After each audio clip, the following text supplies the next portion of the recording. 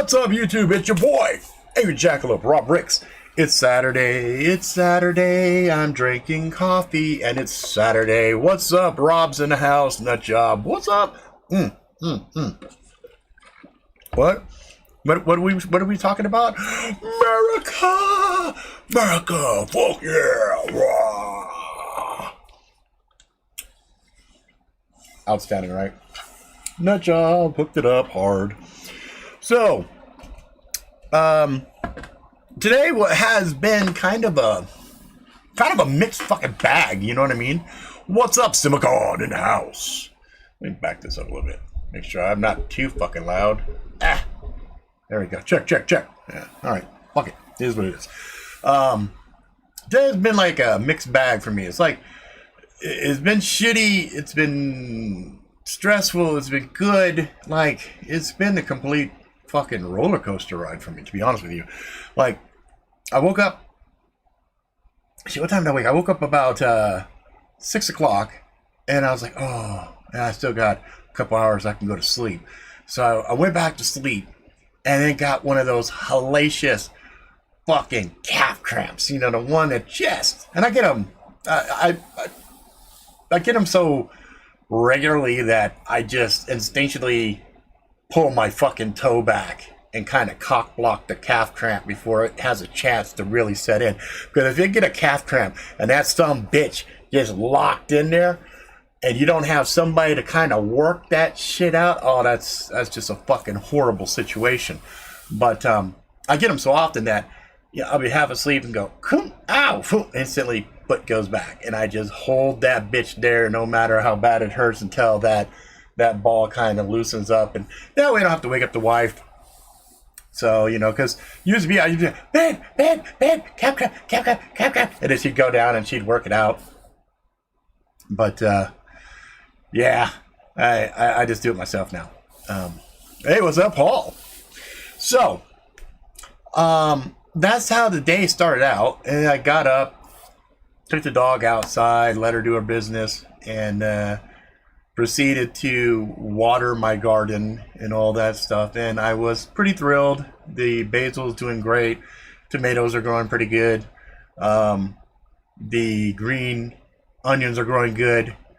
The radishes, they're fucking dead. They're just not fucking happening.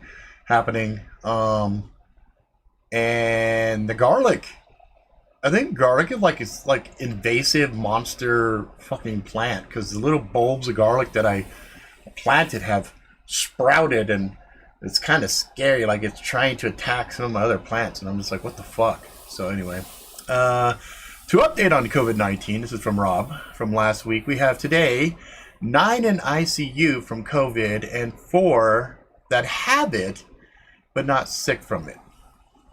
Okay. Yeah, I'm seeing some alarming numbers, and, you know, the thing that always sucks is, you know, what to believe, right? Like, what is real deal Holyfield and what is just manipulation and just bullshit.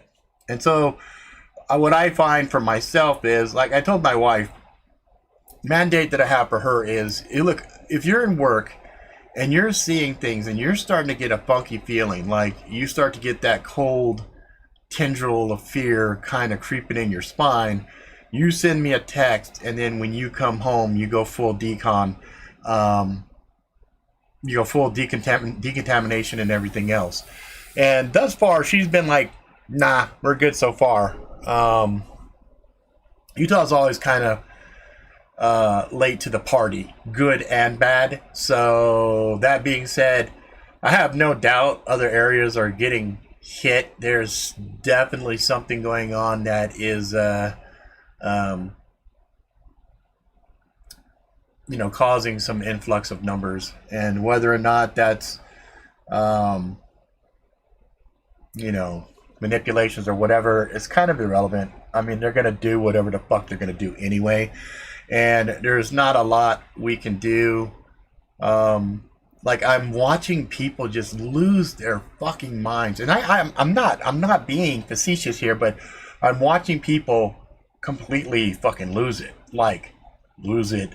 Like, I've already with my own eyes, have seen like two confrontations over masks, where normally, you might see somebody kind of back away from the person who didn't have a mask, or they might roll their eyes. Like, there's people actually confronting each other over the masks and whatnot. And every time I go somewhere, like, I don't want to, and I think it's complete bullshit for the reasonings behind the mask, because I'm really irked with the we'll touch this in a second. But anyway, I'll go into a spot, I'll wear a mask just because I want to be drama free. I don't want to deal with the shit. I don't want to go into a store and have somebody confront me, and then things escalate and I end up shanking a motherfucker, and then I end up going to prison over some stupid, silly fucking thing, But my problem with the whole mask thing is, if this was a real serious situation, they would go the extra mile to educate people on proper PPE, on how to discard things in a sanitary manner, etc. And they're not doing that.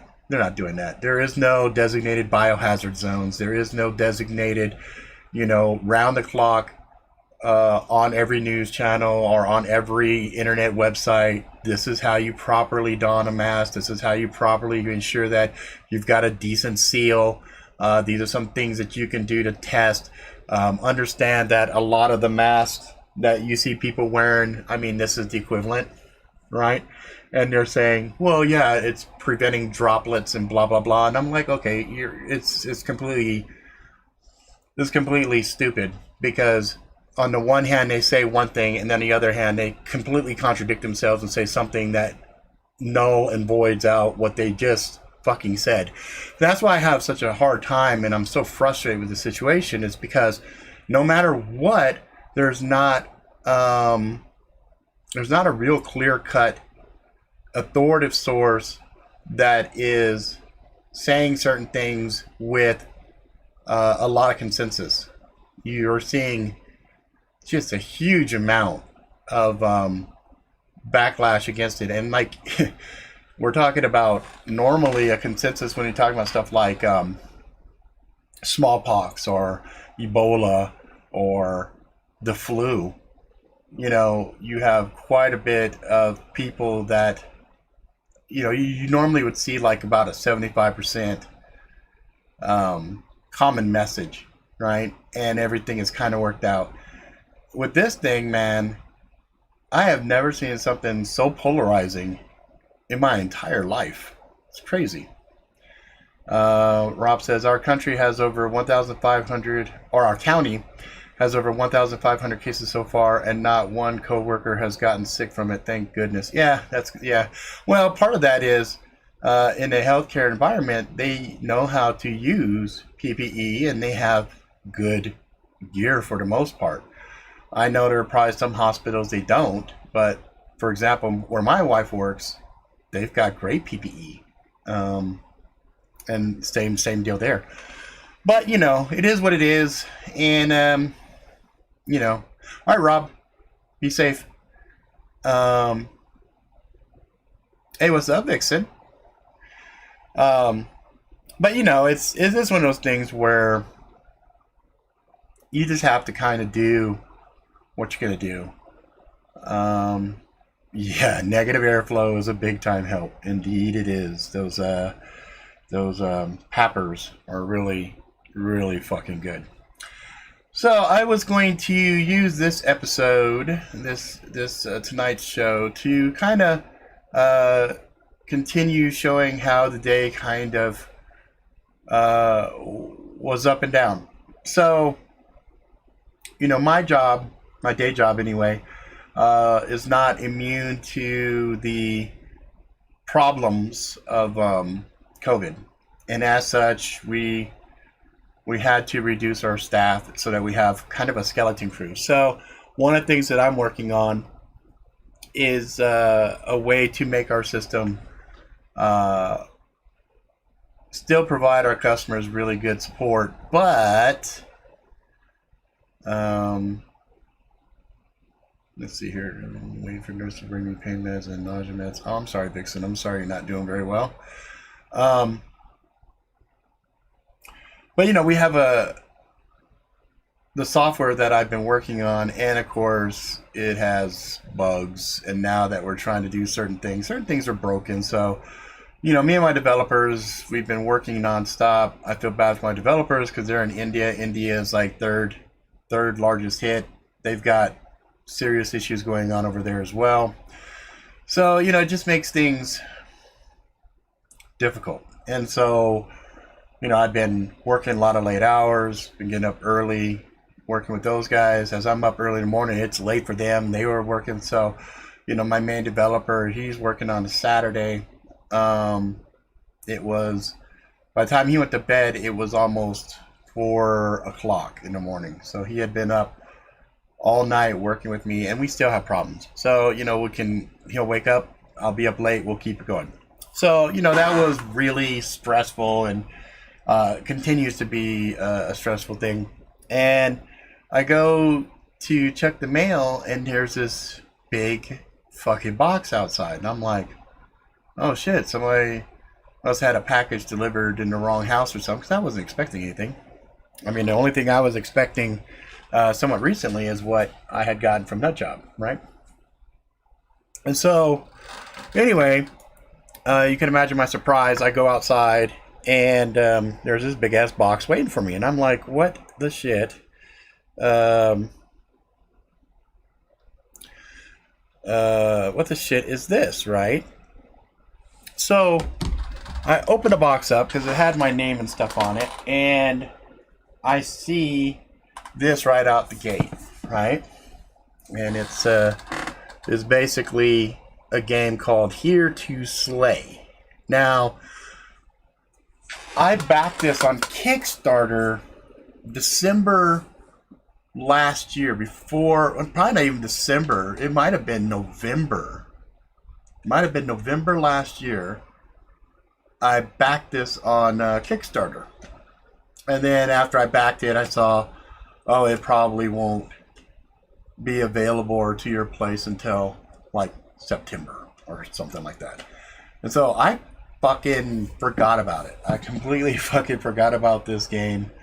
And, you know, I was very, very, very interested in this because, you know, the artwork on it is very, very cool and very fun. And if it looks familiar for you, especially the unicorn right there, is because this is the same company that makes the game Unstable Unicorns, right? So this is the not suitable for work, you know, edition. Horrify your friends, abandon them, unicorns don't judge. And this is a fun little game.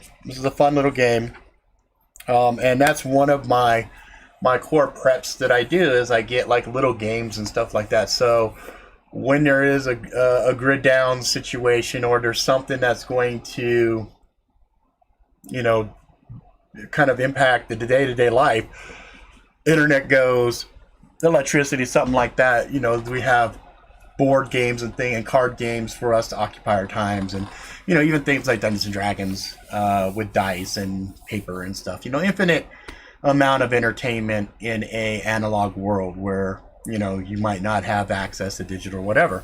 So when the reason that the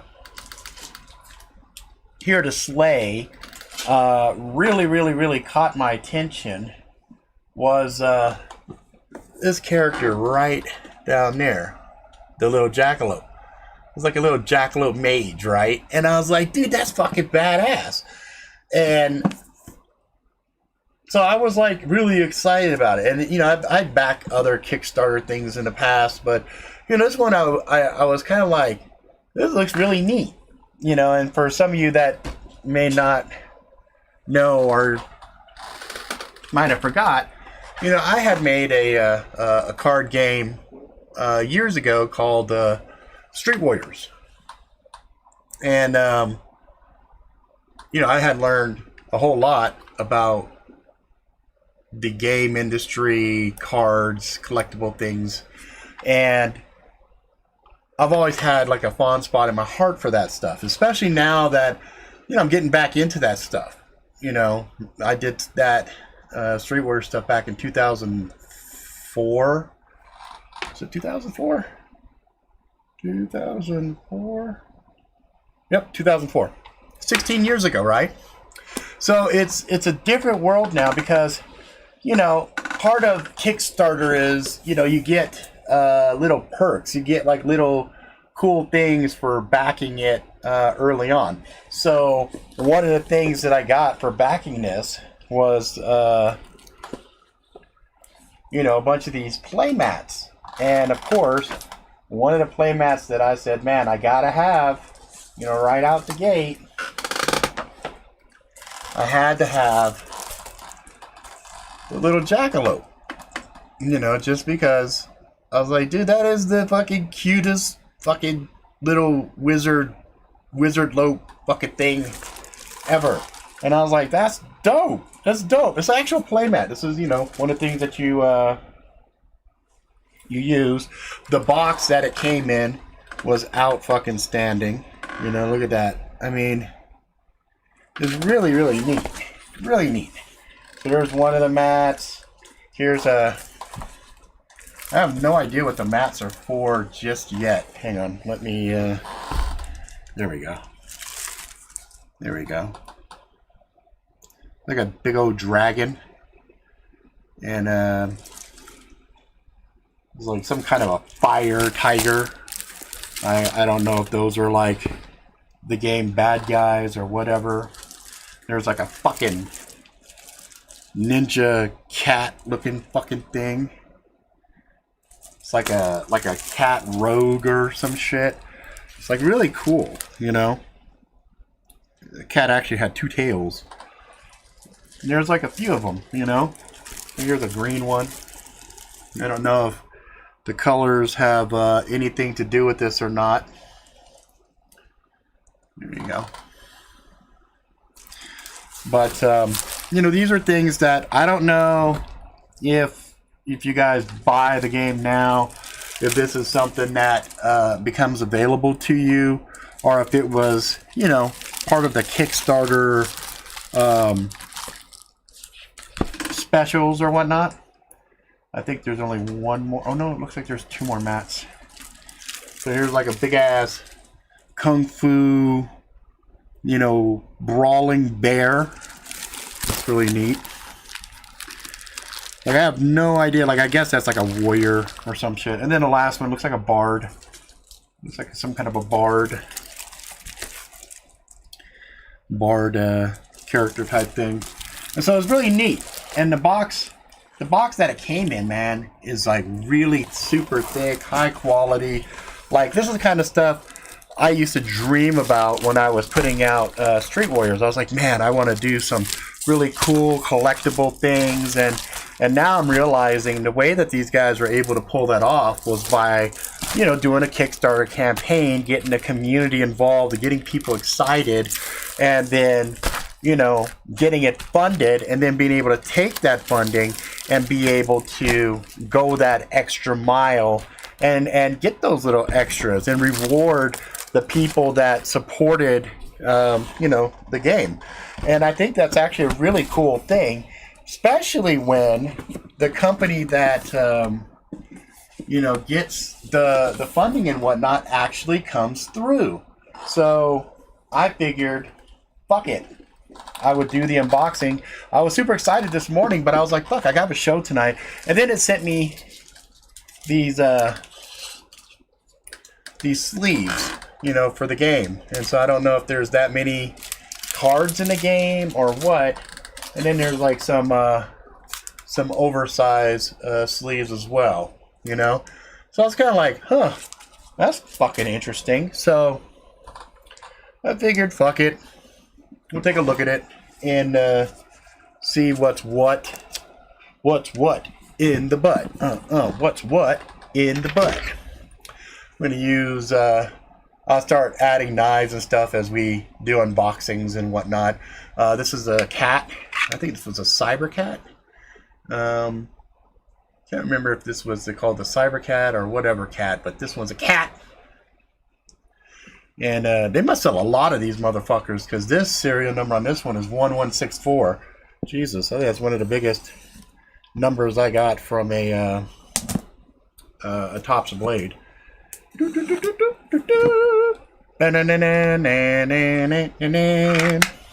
All right, so go ahead and peel off the old plastic.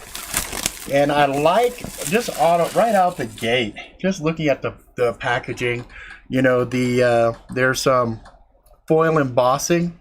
You can see it as I shift the box and the light hits it. This is a really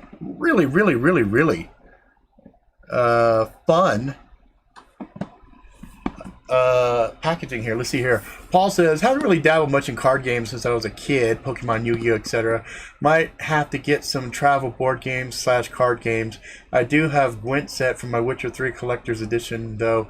Gwent's a pretty addictive. Yeah, actually I've seen that. I don't think I've played that, but I do know that, if I'm not mistaken, they actually have online version of that, kind of like Hearthstone. I could have swore I saw that. So it's got a magnetic clasp right there, and then when you open her up, folds out nice, super nice. And then we've got here to slay introduction. What's in the box? What's in the box? We got one main deck, 134 cards, 9 oversized party leader cards. That's why we have the big ones there. Okay, 15 oversized monster cards, 6 rule reference cards, 2 6-sided dice, 1 dice tower, 2 promo hero cards, and then you have a bunch of rules and everything else, and how the playing mats are laid out, etc., etc. So we're not going to go into all of that. I'm just kind of showing just some of the stuff here. For example, the level of quality of like the little dice tower. Like, it's really thick, real smooth, real nice cardboard for assembly. And then I just wanted to take these out and showcase the artwork on that, because that was one of the things that really caught my attention on this, was basically the artwork. I thought the artwork was just really eye-catching and distinctive, and it's really reflective of, you know, the Unstable Unicorns design, which is also very interesting. The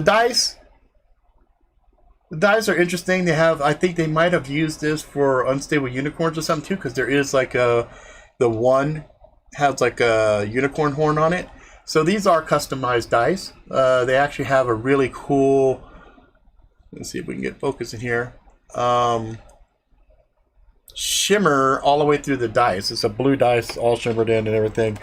And then, you know, there's the main cards, and then it looks like there are some items and stuff like that. So I'm not going to get all into that. Just wanted to real quickly do a quick unboxing. Obviously, I'm going to play test this with the kids at some point, and I'll let you guys know after the fact. You know, I'll film that, and we'll have some fun playing with it, and we'll go from there. One thing that's fun about the Unstable Unicorns is they have the regular version, and then they had the not suitable version, which it was funny because you know, I was like, really, how bad can some of these cards be? And you can see this one's getting a little horn job, and you know, there's a stripping unicorn, and then there's one for a cock, you know, like cock-a-doodle-doo, and then there's a flesh-eating one, and it varies. Some of those are pretty tame, but there are probably 2 or 3 that were like, wow, I cannot believe they fucking went there. And the cool thing is, you can combine both the regular Unstable Unicorns and the Black Pack into one big set, so you can actually play with a bunch of cards and have a bunch of friends and stuff like that. So this this one came out 2019. The other Unstable Unicorns, the Safe Edition, I think that came out a couple of years before that. So, you know, they've been around for a while. Some of the stuff on mine, for example, I had, let's see, I'll show you a fun one. So, like, I liked blades back in the day, too. Because if you look at right there, that's a Tom Brown tracker. And then there was like a really interesting glaive that I haven't actually seen a real blade like that. Maybe in like a Bud Cake, you know, catalog or something. There might be something. Let's see. Do we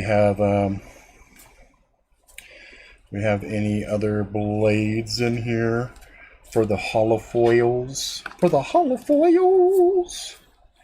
And that looks like that's a big fat no. There's a lot of guns. Well, I guess there's like a big fat fucking machete. Oh, look at the machete on this one, the holofoil machete. And then there was, she's got a katana. It's not a knife, but it's a katana. So, you know, any other ones? Long Chen, Liang Kong, Yin and Yang. That's a big no. So I guess the other knives are not hollow foil, because these were like the chase cards that, you know, you would have to open certain number of decks or whatever. There were certain ratios, like there are only, let's see here on this one, 600 of this card in existence. There's only 600 of these. So I made sure I kept like some really interesting low ratios and everything. So if you ended up with like a complete set of hollow foil, you know, that was a pretty good collectible thing for, like, you know, the very first version of the cards and whatnot. And so I keep it little case and stuff like that. So you might be saying, well, okay, Rob, what's the big fucking deal? Who cares, right? What's up, Bronx in the house? Big deal is I'm actively getting back into game development. I've been doing some pixel art classes to brush up on some of my art skills. I have some photo shoots lined up with different people. I'm going to be taking some photos to make the Killer card game. So that's a game I'm going to be putting out. And it's just kind of fun because, you know, I had forgot about this. And, you know, when this came in, it just reminded me of just how much fun it's going to be to actually create games and stuff like that. So, you know, that's one of the things that I'm going to definitely be doing. And I've been spending some of my spare time doing that because I got my second royalty check, I think it was, from Black Rose, my publisher who put out Magic Really Sucks Book 1. And the last 6 months, I sold 3 books. So, yeah. And they're all in Australia. Go figure. So I was like, okay, well, that fucking sucks. Like I have a craving on a daily basis to sit and write. But there's a big part of me that's like, fucking why bother? Why bother writing full fucking books if no one's gonna read them? It just doesn't make any sense. When I could take that same creative energy and effort and create video games that go on the cell phone, video games that go on a computer, etc., and tell my stories through those mediums, because people will play video games. People will do stuff that has quasi interactive, I'm saying interactive story, like Telltale Games type stuff, where there's a little bit of game mechanics, but for the most part, it's just progressing the story. So, yeah, there's a lot more work involved with those endeavors because there's the art aspect of things. But I think overall that shit's going to be better as far as me being a storyteller trying to get stuff out, because, you know, shit. 3 fucking books, really? That's like, you want to talk about something that takes the wind from your sails. Holy shit. And, you know, it's not like I don't try to give shit away, too. You know, I did a whole get down where out of my own pocket, I bought a bunch of these, and Shadow Master bought a bunch of these to help try to get the message out. And, you know, we called these the fucking free, what a fucking Given and Found editions. Yeah, right there on the bottom. Given and Found editions, free. So, you know, was leaving these around and, you know, handing them to people. And, you know, there was quite a few times motherfuckers were just throw them in the trash. And I'm like, are you fucking serious? I had to go in 2 trash cans to fish shit out. You want to talk about, you know, heartbreaking. To take something you put effort into and some motherfucker just throws the shit in the trash. And I was like, yeah, we live in a fucking different world now. I was watching old school Twilight Zone. And episode 2, maybe, the second Twilight Zone episode in 1963 had a pitchman. That's what they called this guy that would open up a little briefcase, suitcase type thing with legs, and he would pull things out and he would sell little things, toys, ties, belts, you name it, right? And I'm sitting there watching this show, and it made me sad, because I'm sitting there watching this thing where this guy, he's a pitch guy. He's out every day trying to sell shit. He's doing side hustle, you know, he's trying to sell shit. And death comes for him. And death says, well, you're going to go tonight. And he's like, but I'm not ready to go. And before all of this, as he's coming up the stairs, you know, he didn't sell shit, but then these kids are around the steps of his house, and he's giving these kids toys and whatnot, and then they're like, okay, we're gonna do ice cream after dinner. He's like, yep, we'll go grab ice cream after dinner. And I remember thinking to myself, shit, you ain't seeing that shit now. You got any adult right now that spends time with kids doing anything, it automatically looked at him like he's a fucking pedophile or he's some kind of a fucking threat to be, you know, watched and everything. And you know, this kid's going up into his house, knocking on his door, going into his house, and he's like, oh yeah, the robot, you wound the robot up too tight. Here, let me show you how to fix it. And he fixes it, gives it back to the kid, and she leaves, right? And this wasn't like a small town look. This kind of had the look of like, you know, New York or something, right?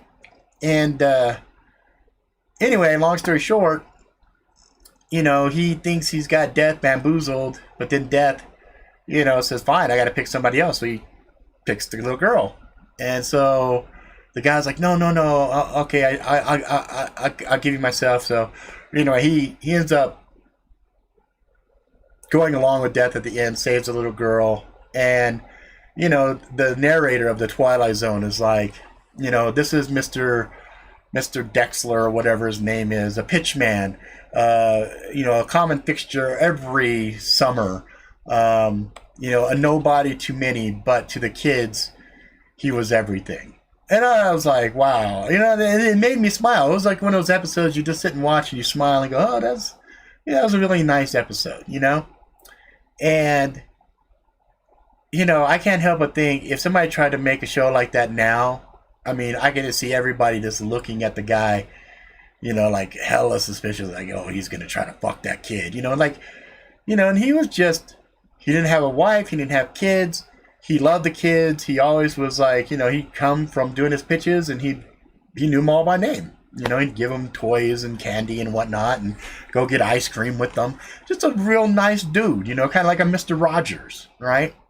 And so, you know, this is kind of interesting. It's kind of interesting to see the juxtaposition of where we are now as a society, comparatively speaking, to 60 years ago, you know?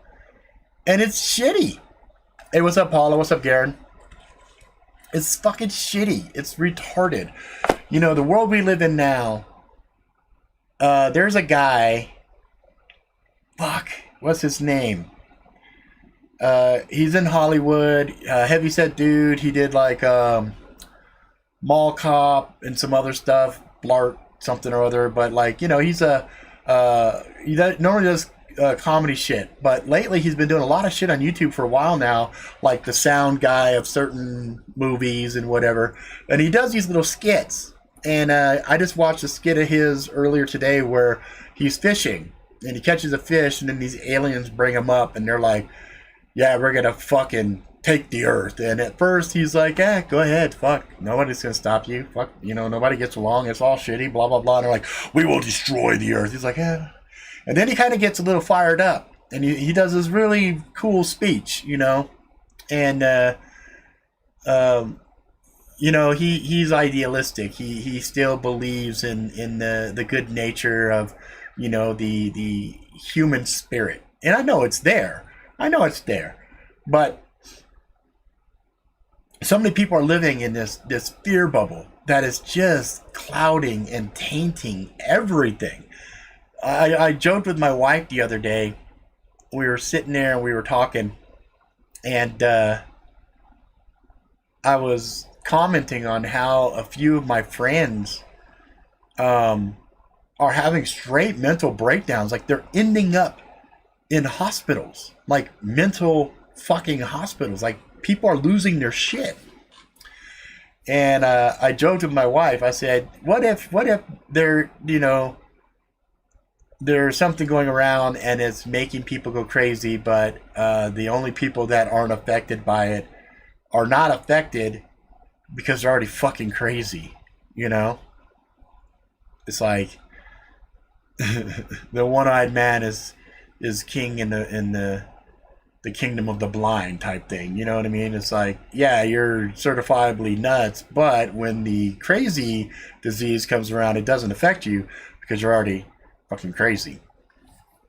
And then, speaking about crazy, there's news floating around now where they're talking about the government's now disclosing that they have vehicles that are not of this world. So now the alien disclosure is starting to plant its seeds. So right when some of this shit starts to fucking... Kevin James. Thank you. Kevin James. Yes. That's right. He does play a bad guy in Bekki. I'm actually looking forward to that. Looks like that's going to be a pretty good show. He's a good actor. I give him credit, you know. But, you know, this alien shit, you know, it's like I said, they're always trying to find something to destabilize things. Destabilize. And I'm like, okay, well, here we go. Now we're going to have alien disclosure. Going to find out the aliens have been among us. Blah, blah, blah, blah, blah. Oh, it's the aliens that brought the plague. That's what's going on. This is not a regular corona deal. This is actually an extraterrestrial corona deal, you know? Whatever. I mean, we'll have to wait and see what other bullshit they come up with. You know, the face mask is fucking retarded. The way that the Senate and the way that, you know, Republicans and Democrats are acting right now is really retarded and bad. We're going to see, I mean, from a prepper point of view, I think preppers right now are feeling pretty fucking validated, right? Because forever today, being a fucking prepper was like, oh, you're one of those conspiracy nutjob motherfuckers. And now it's kind of like, what was y'all saying about crazy? What was y'all saying about why we need guns and this, that, and everything else? I'm like, And you see these protests and everything going on. I got something that's funny. So I'm watching Donut Operator, and I had already seen the naked chick in one of the protests. The thumbnail caught my attention. I'm like, why is this bitch sitting on the ground, spread eagle in front of all these fucking cops, giving like a, hoo-ha show? And then it hit me. I was like, oh shit, that's fucking brilliant.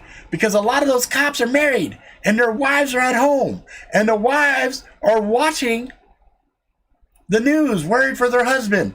And then they see some hot bitch sitting there in a yoga position showing off the goods. And the wife's like, oh, hell no. Frank, you better bring your ass home. You ain't looking at that bitch's pussy. You better fucking come home. And he's like, I gotta go, guys. I gotta go. I'm not trying to get divorce number 5. I gotta go. I got too much alimony as this. I gotta get the fuck out of here. So, the protesters just gotta get an army of fucking hot bitches just to go run around naked. And then there you go. The police can't do nothing because they don't want to get in trouble by their wives at home. There you go. Brilliant fucking strategy. I gotta tell you, man. I saw that. I was like, damn, that's brilliant. But Donut Operator had me fucking in stitches because he was like, well, here's this girl just sitting there. I can't help but wonder. And he said some kind of projectile. I don't know if it was like a pepper ball or, salt ball or something. He goes, man, I feel really bad for her. She catches a, pepper ball to the cooch. To the cooch. And I was like dying. I was like, no shit, right? And it's funny because these motherfuckers, they're just sitting there. They're just sitting there for, what's up, Josh? They're just sitting there for days, trying to burn shit down, trying to do stuff. And I'm watching Donut's in there talking about it like these idiots are like live streaming for 3 hours, calling each other by name, sometimes not even wearing masks. And I'm just like, yeah, because that's the level of fucking stupidity that we're dealing with these fucking dipshits, And so, people in the prepper side, us Second Amendment motherfuckers, we've been sitting around forever going, remember you motherfuckers asking us the stupid ass questions? Why do you need a gun? Those idiots right there. That's the reason we need fucking guns. Because these dipshits who want to get rid of police and everything else, what the fuck? I mean, we saw with Chaz or Chad or whatever that bullshit occupied stuff that they had for a while was that with a guy with a Louis Vuitton holster. I was fucking howling. And there's one dude, I had to quit my job so I could watch the road here. He's sitting there, Louis Vuitton. He's got like a 1911 sitting there, right? I'm like, nice gun. The holster is probably just as expensive as the gun. And he's sitting there, and I'm thinking to myself, dude, are you really so fucking naive and dumb to think a single person standing in front of a barricade wearing some Gucci fucking Louis Vuitton loud as can be clothing actually would stand a chance against any moderately trained force? It's like, I get to see him sitting there, I'm going to guard. Oh, he just got sniped. He's fucking dead. He's on the ground. Noodles blown. What the fuck? Get out of here with that bullshit. And I loved how they were talking the biggest shit. Yeah, if they come in here, they better be ready. They better be ready because we're gonna, that'll be body bags. They were talking some big shit. And then next time I see, because I stopped following it, I wasn't paying attention. Next thing I see bulldozers just taking shit away. And I'm like, what happened to Chaz? Like, it went out with a fucking whimper. When they decided, fuck it, we're taking this shit back, and they went in. Oh, I remember why. Because the bitch that was running the spot, the mayor or whatever, oh, let them have their little spot. They went and protested at her spot. Like, they were going to take her mansion. They're like, yeah, fuck the police station. Let's go take the fucking mayor's house. And when she heard that shit, oh, hell no, they're a problem. Get rid of their ass. I'm like, I see. When it affects the public and all the other shit, it's okay. But when it affects your personal shit, well, then now you're singing a different story. In Chicago, you see old girl over there talking this shit. I'm just like, man, there's a big part of me that's like, fuck them. Let them burn.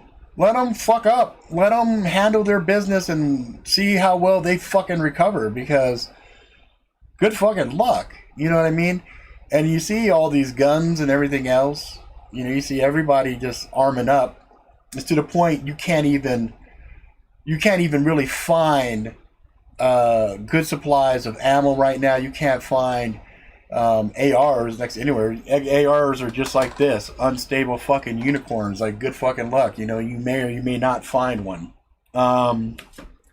Like my buddy, he had to fucking build his shit from scratch just because he couldn't find the LWRC that he wanted. But anyway, it just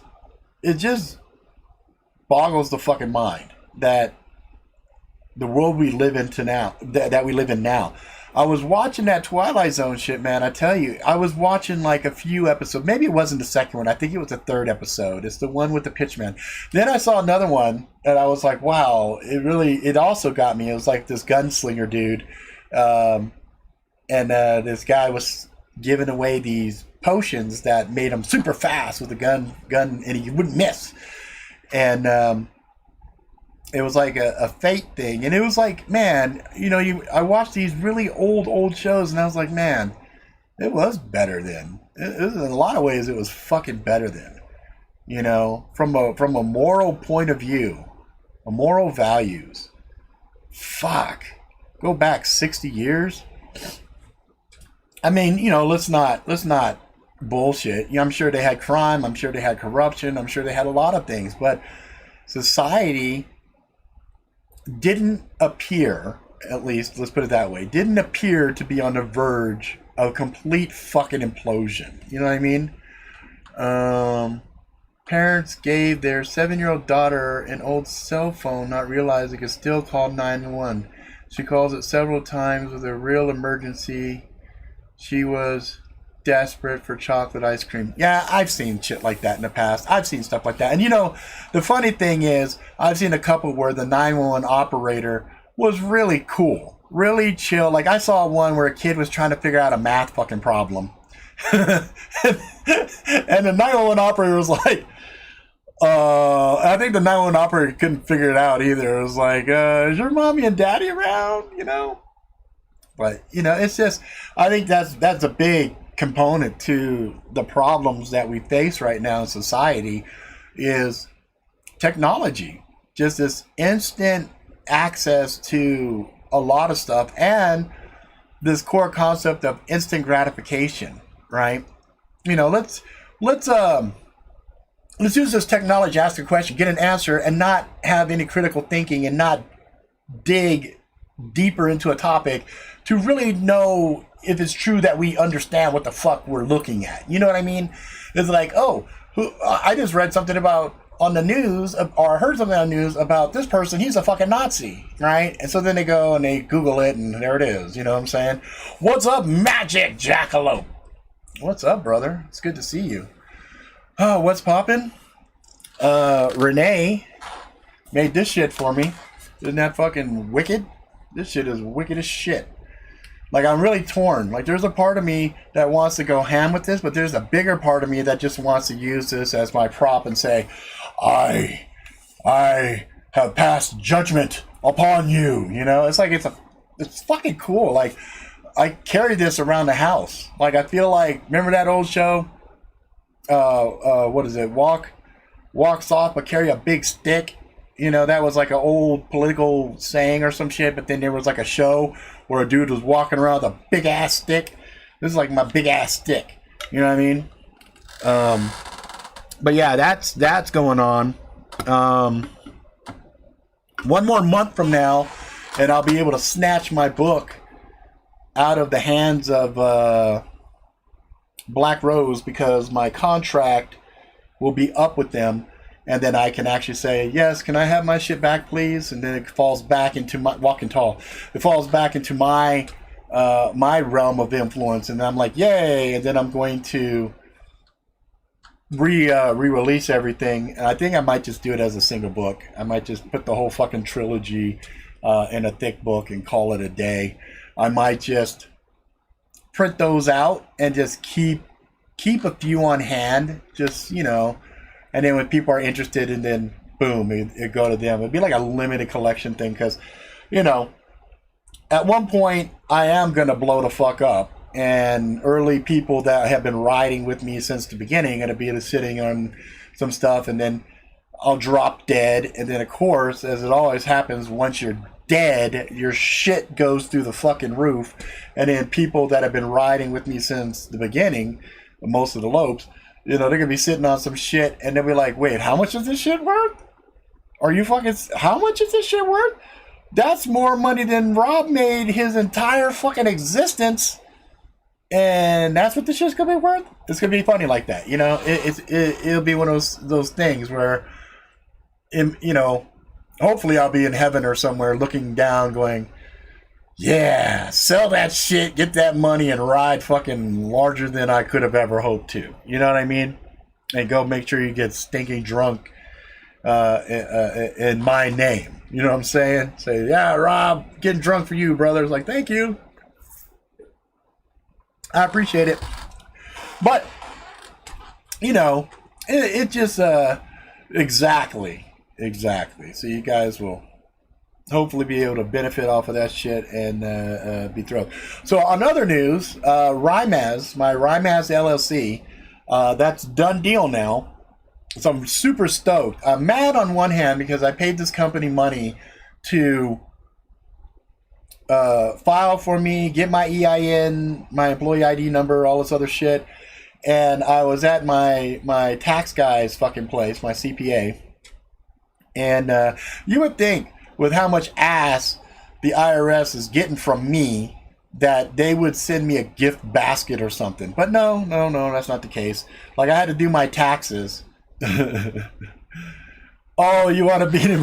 This is a fucking revolver. Miley got this shit for me before she came home to do her shift. You know, so I had to go to my CPA, and I finally filed for my 2018-2019. So 2018, I owe, let's see, for state, I owe $3,000, and for feds, I owe about $3,000. To which I'm like, fuck it, payment plan. 2019, which is going to be filed, we had to go back and make some quick little changes to everything, was going to be 2,000 something to state, and peep this shit, $10,000 to the feds. Woo! My butthole said, ouch! And so my guy was like, well, if we reclassify your business and we do this, we do that, you know, it will help us to have you file correctly because you're not filing appropriately right now. And I was like, wow, okay, so what can we do?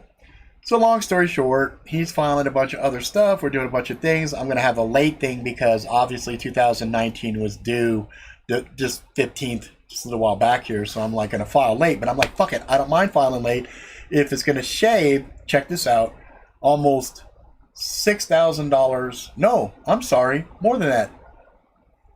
$7,000 off, and allow me to take almost an additional $1,000 off on some of the stuff that I was trying to itemize on my taxes. So I was like, oh, fuck yeah. Now I got to come out of pocket and pay this motherfucker a shit ton of money. But when I pay a CPA, because it's professional services, that's going to come off of next year's taxes, which I'm like, cool, works for me. Now, I'm really stressed out because, you know, I have friends and family that are sitting there waiting for the Senate and all these other motherfuckers to pull their collective heads out of their fucking asses and get, you know, the stimulus stuff going again, to get some other stuff. I didn't realize how bad it was going to be for a lot of people from mortgages and rent and things of that nature. And that sucks. I feel really, really bad for some of my friends in the Bay Area, for example. I've got a couple of friends, you know, they're fucking broke. They're broke. And I'm like, fuck, that sucks. And it's, you know, I've said it before and I'll say it again. This ain't ending anytime soon. This is the time to really strap the fuck in, put your mouthpiece in, put your headgear on, whatever protection you have, because it's going to be a battle royale. It's just going to be fucking ridiculous, you know. And that's why you have to proceed forward like you're bipolar, right? So you have to look at things on the one hand. This is some bad shit that is most likely going to happen. Then you have to look at some shit like, yeah, it's going to be bad, but we'll find ways to thrive and prosper. So I'm going to be doing, for example, where is it at? I just fucking had it right here. Okay, we'll just use this as an example. So we know Captain America, right? You got your photorealistic Captain America. You've got your cartoon anime style Captain America, and then you got your little chibi versions of like Captain America, but then you imagine this shit as pixel art as an example. I've been doing some looking lately, and I've been seeing a good need for pixel artists to do different things like interface designs, things of that nature. So one of the things that I've been telling the kids for forever is to find ways to build a passive income, find a way to do things that can make money for you. So, when I go, for example, and I make a game or something like that, in the old days, when I first did this as an example, I had to go find an investor that would throw to me $15,000 to get the ball rolling. Once I got the ball rolling, and then I had other investors that came in, that was close to $250,000 that went into this project. Okay, so we kind of had to do that back in the day. But now, just kind of like how there's shirts, like at Tactical Geek, for example, I put a design up on Tactical Geek. It sits up there. Somebody wants to buy it. They buy it. It's print on demand. I don't have to have physical inventory in hand like this for me to actually sell stuff. Well, they do the same thing with games now.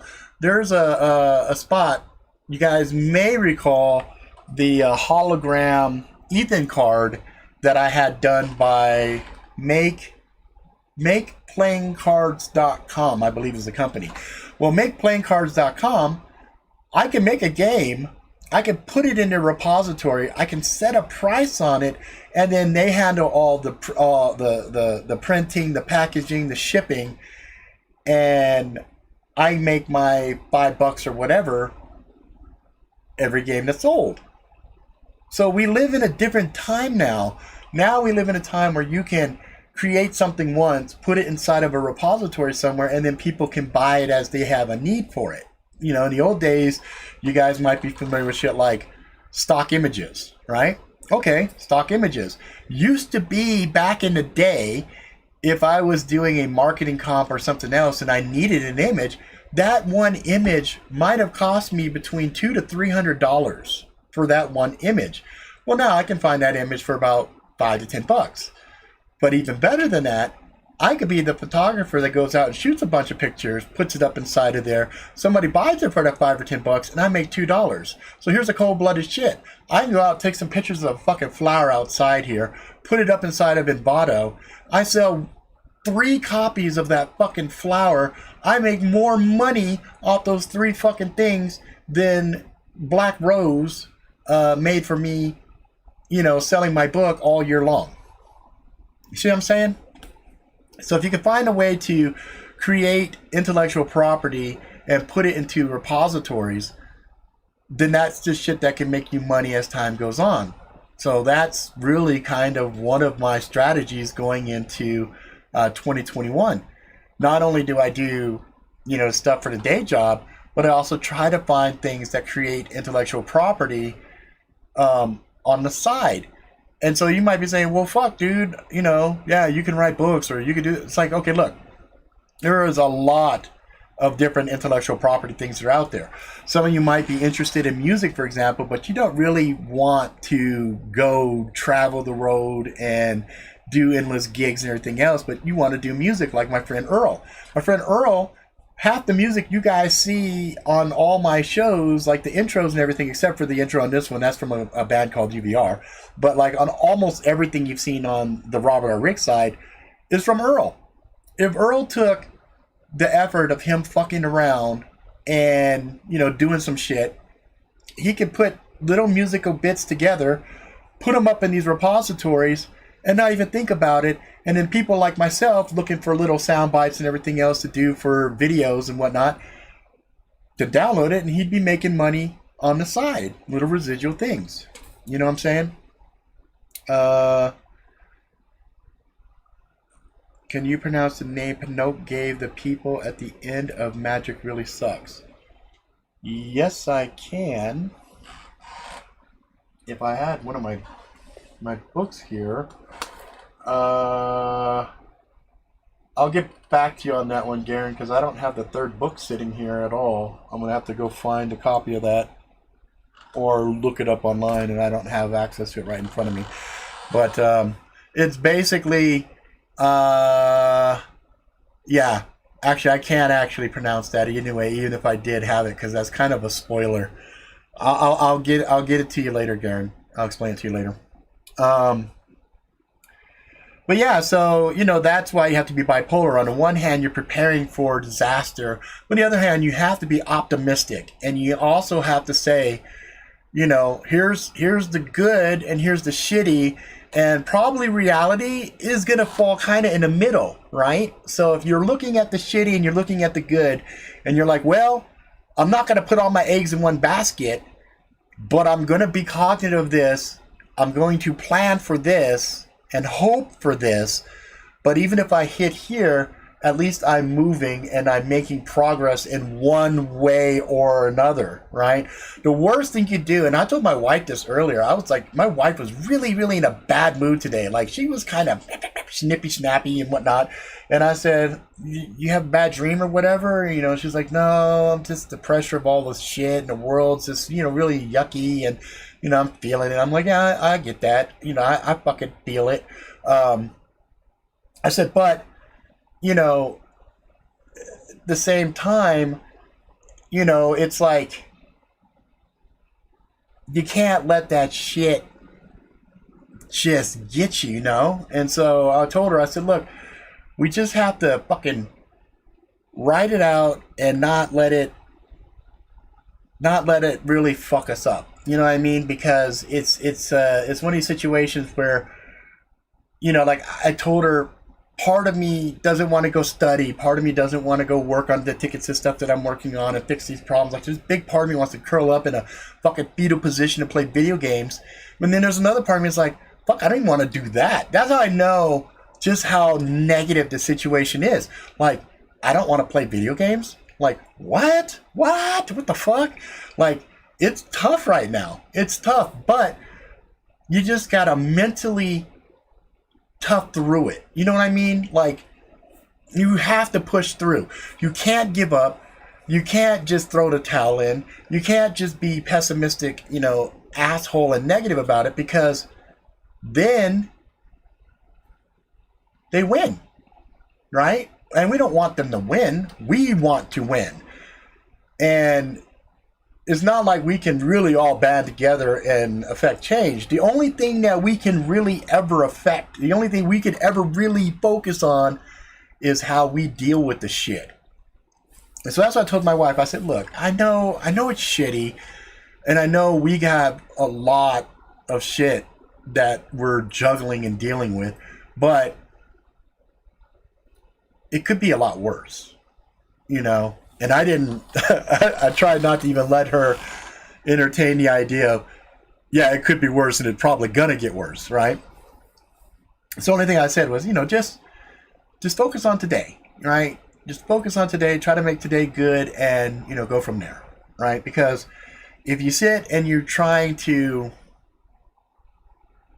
you know, trying to force the far future, it ain't gonna happen. Like, every venture I've ever done, like this game, for example, I put 3,000 hours in on it. 3,000. 3,000 hours.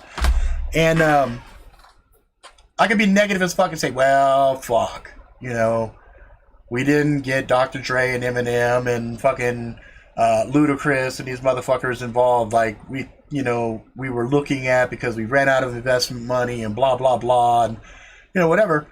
But I look at it as like, dude, I did it. I set out to do something. I got it printed.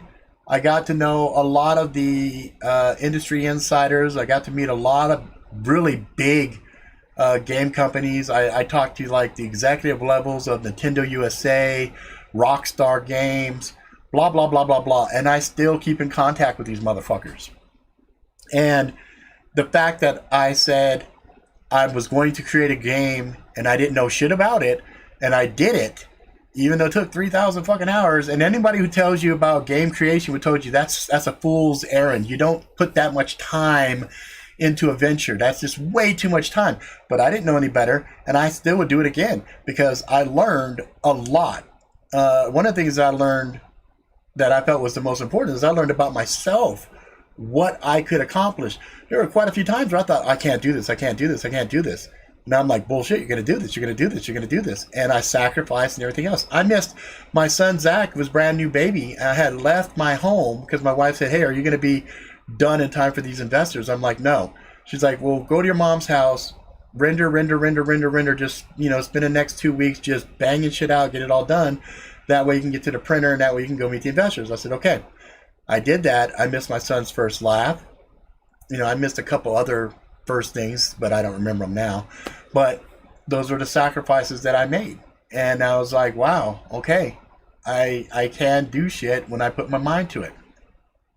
And I've always done that. That's something that I've always done. And that's why I invite you guys to do the same fucking thing. Anything that you say I can't do, well, you're right. You can't do it because you just told yourself you can't do it. You have to say that moment, that inevitable moment when you say I can't do it, you got to say yet, right? I can't do it yet. Okay, you'll get it done. You just have to learn and figure out how to do it. Like, look at all these great knife makers that are fucking phenomenal now. And I remember when they first started, a lot of these dudes were like, fuck, I don't know what the fuck I'm doing. And they'd go and they'd study under masters and they learn their craft and they put the time into it and they fucking learned it. You know what I'm saying? I just had a thought. Are there Pokemon in the post convergence world? Yes. There are Pokemon cards, Pokemon games, and then there's a lot of things running around in the convergence world that are very, very, very similar to Pokemon. For example, they have, I don't know if you've ever seen lion head rabbits, but they're sentient, magical lion head rabbits running around with the Anukai.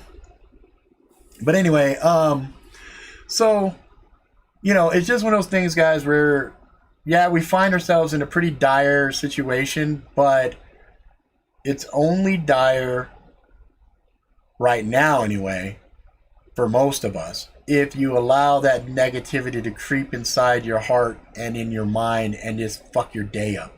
Now, if you got real shit going on, you're about to lose your house, blah, blah, yeah, you're dealing with shit. So if you're dealing with shit, you know, just do the best you can. You know, I've been telling my son, if you say I can't do it or you can do it, you're right. That's right. Because part of us making the reality around us is our belief in ourselves or our belief that we can't do something.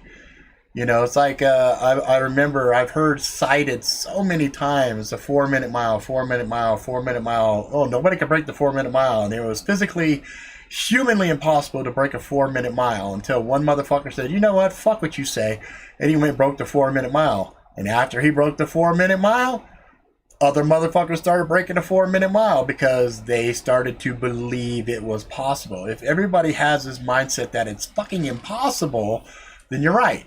Everything is impossible until the first person makes it reality, and then after that first person does it, everybody's like, oh yeah, fuck, anybody could do that. You know what I mean? So, you know, the way we're going to muscle through this and the way we're going to keep our heads about us is to look at the shit and say, yeah, it sucks, but we can make it. You know what I'm saying? I tell Paula that she can talk herself in. She can talk herself in. I mean,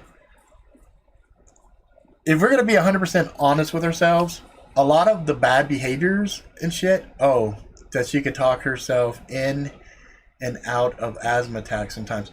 Dude, I do it all the time. I'll have a panic attack kicking in, and I'll feel my heart rate shoot up, and I get that fight or flight response, and I go, chill the fuck out, take a couple of deep breaths, and I'll just sit there and deep breathe for a little bit, and then I'll feel my pulse slow back down. And I'm like, oh, I'm good. And my wife was like, are you all right? I'm like, yeah, I almost had a panic attack, but I dealt with it, you know? And, I mean, even pain management, like, you know, I've got 2 herniated discs in my back, 2 in my neck. I got a torn rotator cuff, and my knees are really fucked up. And so, you know, I hurt a lot of the time. And there's a lot of times I'm laying in bed and I go to move and it's like, ow, ow, ow, ow, ow, ow, ow, ow, pop, pop, pop, ow. It was like a fucking song. It's retarded. But, you know, if I allowed the pain to control me, man, there's not a lot I'd get done because damn near everything I do hurts. And so I just tell myself, like Irene, my wife looked at me the other day and I did something. So I took the dog for a walk, and Yuke's pretty big now. And as I was taking her for a walk, we hadn't gone out in a while, so she was super excited. And so here's this fucking behemoth charging, and I was turned, and she pulled the leash this way, and it yanked me that way, but I was facing this way, and I got yanked, and it twisted my back wicked hard. And I was like, oh, and it fucking hurt really bad. But I continued walking and everything else. And I came home, put the dog, you know, away and everything. And then I was like, ow. Ow. I went to pick something up and I was like, ow. And I was like, are you okay? And I'm like, fucking tweaked my back. She's like, oh, are you hurting really bad? I go, yeah. She goes, oh, I'm sorry. I'm like, whatever. It is what it is. You know, and that's kind of the mantra that I have 90% of the time. It's like, fuck it. It is what it is. I mean, no amount of complaining is going to make that pain go away. I either suck it up and just deal with it, or I bitch about it. And if I'm bitching about it, then I'm making other people miserable too, because nobody wants to hear you bitch, you know? So, you know, it's mental toughness that you have to develop. You have to figure out your worth, your priorities, and things of that nature, and say, okay, you know, or you got to have a goal. You have to have an objective. Like, you know, full transparency, 90% of the shit that I do ain't for me. It's for my kids and my family. That's it. It's not for me. I don't, you know, shit.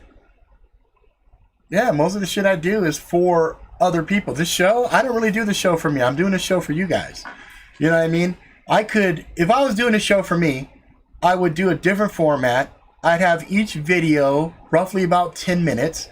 I'd have certain types of thumbnails. I would incorporate quasi clickbait, but not real true clickbait.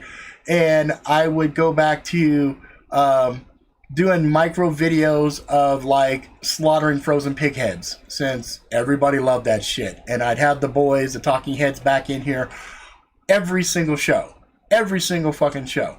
And I would watch the language. I would keep it somewhat trimmed down to like a, you know, PG-13. Like I'd have an obligatory single fuck uttered in an episode, but everything else would be relatively PG-13, right? If I followed those formats, this channel would be fucking huge. Would be huge by now. It'd be huge. It'd be the hugest thing. Trump would be on here with me. He'd be like, I'm so impressed with you. You're a magnificent jackalope. Yes, indeed. You're magnificent. You know, I would script out humor beforehand. I would have jokes, etc., etc. Garen asked, have I tried inversion tables? Yes, I have. I got stuck on one once. It was actually quite comical. For like 40 minutes, I was sitting there trying to unlock this fucking thing. And I just dangled there. It felt good. It felt good on the back. I've even done the stuff for the neck where they strap this whole head harness on you, and you have another thing that's holding you down here, and then you're holding on to this fucking thing, and it just starts to pull your fucking head up this way. That felt amazing too. But you know, fuck it. It is what it is. I'm not, you know, I take a pain med called gabapentin at the lowest dose. I take 2 pills a day. I don't know if it's 500 milligrams or what. It's like, you know, lowest dose, because my doc keeps wanting to up my shit. I'm like, why? I'm dealing with the pain fine. I don't need any more and make me go, you know, batshit crazy or whatever. But anyway, I got off on a tangent. My point is, you guys have to figure out what your value is and what motivates you. I'm a giver. I like to help people. I like to, you know, do things that make other people happy. Oh yeah. The only thing that sucks about super migraines is it makes reading hard. It makes, you know, that. I mean, I have headaches all the time too, but, you know, I think some of it is just being a fat fuck. I mean, that's just part of it, you know. I mean, you know, obviously pounding a whole big thing of this and you know, a couple of these a fucking day does not help my situation. But, you know, in the grand scheme of things, fuck it. It is what it is, right? So, if you guys can find... It's funny because whenever you go to these motivational speakers or people that try to motivate you, the first thing they ask you is, what is your why? And that's really the cornerstone of a lot of the shit. Like, why? Why do you want to do it? What's your why? Like, why do you want to succeed? What's the objective there? For me, my objective is to get as much shit flowing into a system so that when I inevitably die, my kids are provided for. My wife is provided for. If I'm lucky and I find a way to get shit going and I can benefit from that in my quote-unquote retirement years, fuck, outstanding. If I get to fuck around and play and travel and, you know, go to distant exotic areas to write stories and meet people, that'd be great, right? But if I can get it going to the point where I die and then my kids are situated well, there you go. You know, my dad, he died destitute. He was so destitute that even though I couldn't afford his ashes or anything else, Cobb County in Georgia said, well, since he was destitute and had no money to his name or anything else, and nobody that, you know, claimed him or said that they'd take responsibility for him, the county will pay for his remains. And that was how I lucked into being able to get my dad's remains. Now, to me, that's horrible.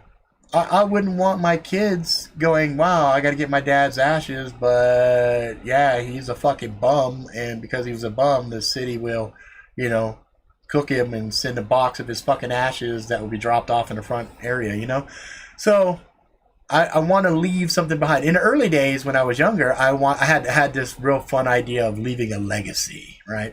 Ooh, I want to leave a legacy. I want to be spoken about thousands of years from now. It's narcissistic as fuck.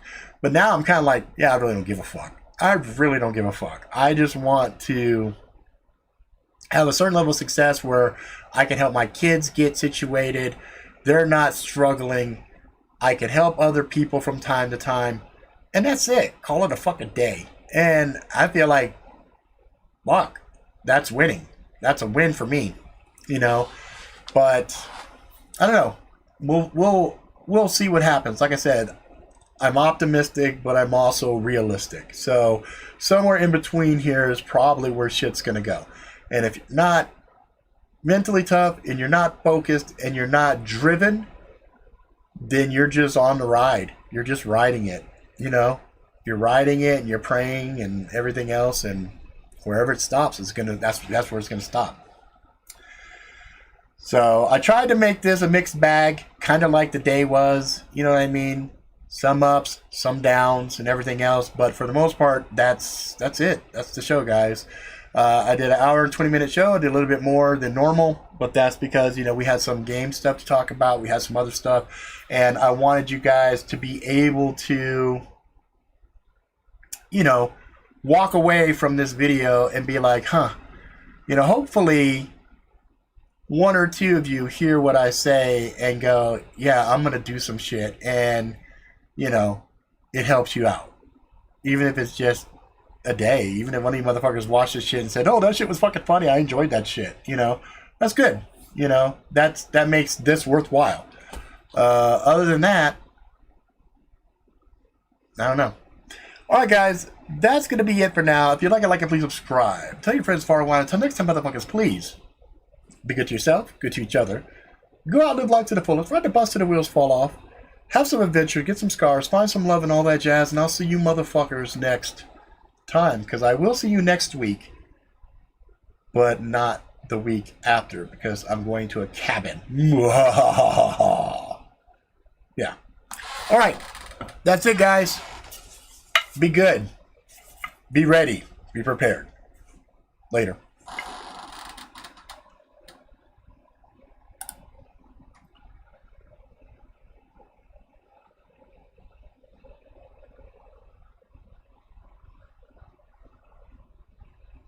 Of course, that's when ends up building their own AR.